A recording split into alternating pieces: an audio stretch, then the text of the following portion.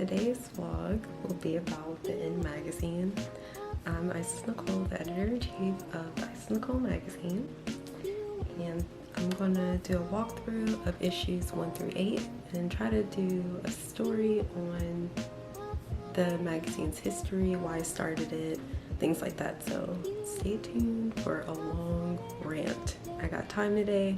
I wanted to do a vlog with David's comedy, but due to the coronavirus and things like that, a lot of the events have been canceled. So this will be the story of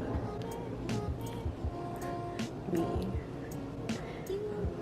So yeah, see you soon. So here we have issue 1 with Lily K on the cover.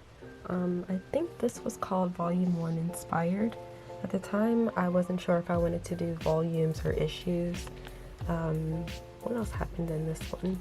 I sent disposable cameras to each artist and gave them a to-do list, like a photo diary assignment, and took it from there. The cover was designed by my friend at the time, Helen Coe, who I met in the 9th grade, I believe. So for those of you who might not know, Lily K is a jazz singer based out of Chicago. Her voice became popular on Chance the Rapper's Acid Rap. Even better than all was the last time, baby. Ooh, ooh, ooh, ooh, I'm good. Good ass intro. That was the title of the track. Here's the letter from the editor. Let's see what I was talking about at the time. It's 7:50 a.m. I would like to be catching up on sleep as September insisted I lose, but I can't because the sunrise is splitting through my blinds. And we have the IN. I haven't went through this in a while.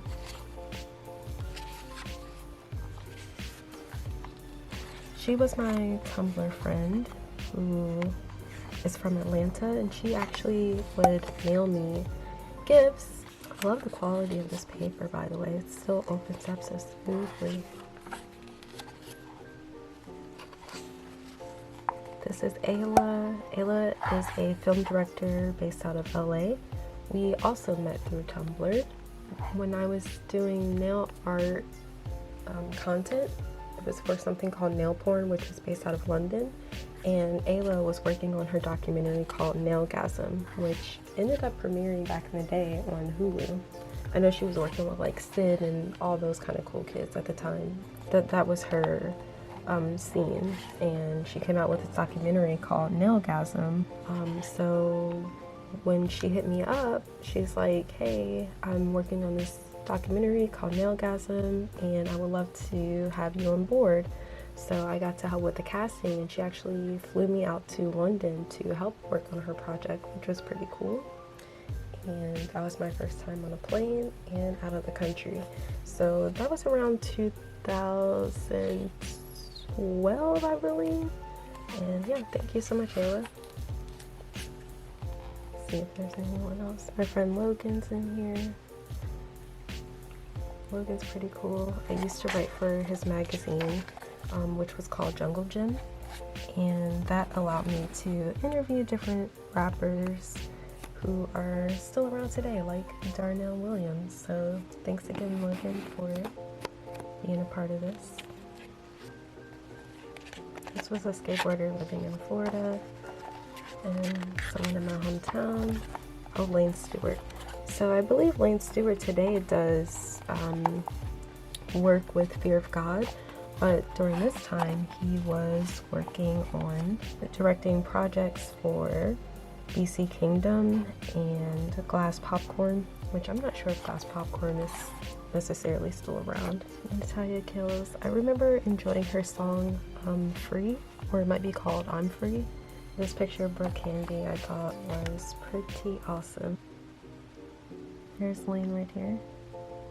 And here we have Miss Nina. Miss Nina used to be a web artist, and now she's like thriving as a recording artist. We didn't speak the same language at the time, so I remember using Google Translate a lot to interact with her. And that concludes issue 1. So this was winter 2013, and then this was spring 14. This was a double cover with Judah and DJ Mess Kid. My first advertiser, MDM Flow.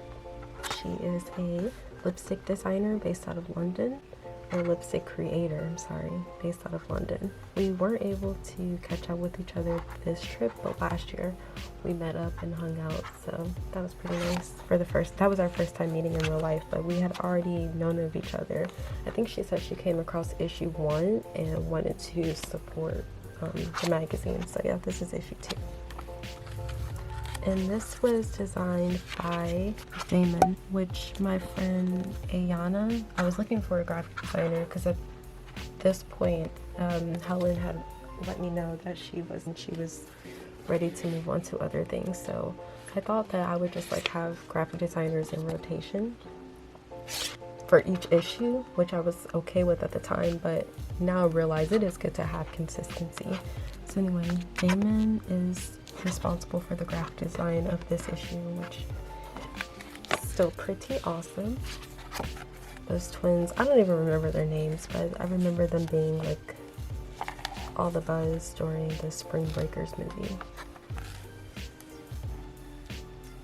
Oh, this page with Jungle Pussy is coming apart.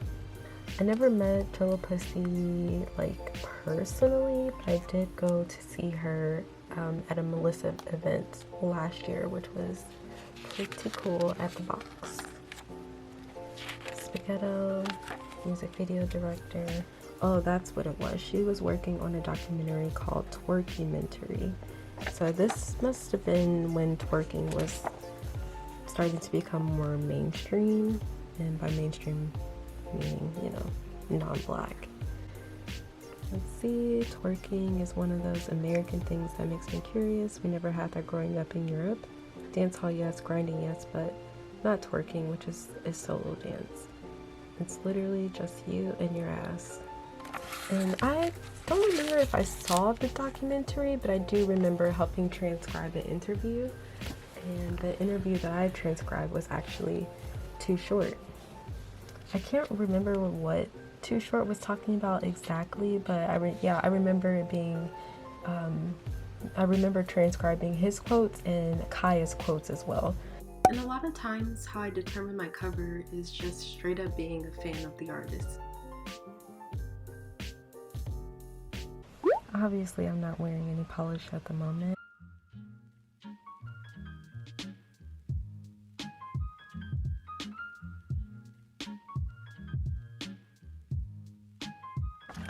And at the time, I was obsessed, like most people on Tumblr, with American Apparel. I used to think I would be an American Apparel model, which never happened. And they had nothing to do with this issue whatsoever. I just had the idea to put them in the magazine. I think because I make spoof ads, and I've always been attracted to spoof ads. That's also why I wear the spoof Terrace House Costco sweatshirt. I love it. So that's what this was about. I'm just like, you know what? I'm gonna put this in the issue and hope that they do end up advertising in my magazine in the future. You saw things you imagined and then you make it happen. That was what this whole thing was about. Hopefully this is interesting when I edit it all together. I'm trying to be comfortable here, walking you through this, walking through each issue. Bear with me, even I need a little bit of a break. Stay tuned for the next parts of the videos where we get into issues 3, 4, 5, 6, 7, and 8. I just have a lot going on and I need to coordinate better, but please do continue watching, like and subscribe to the Bunny Fox and Nguyen channel, and thank you so much for watching. See you guys soon. And the cool thing about this is this ended up being picked up for a t-shirt at Urban Outfitters.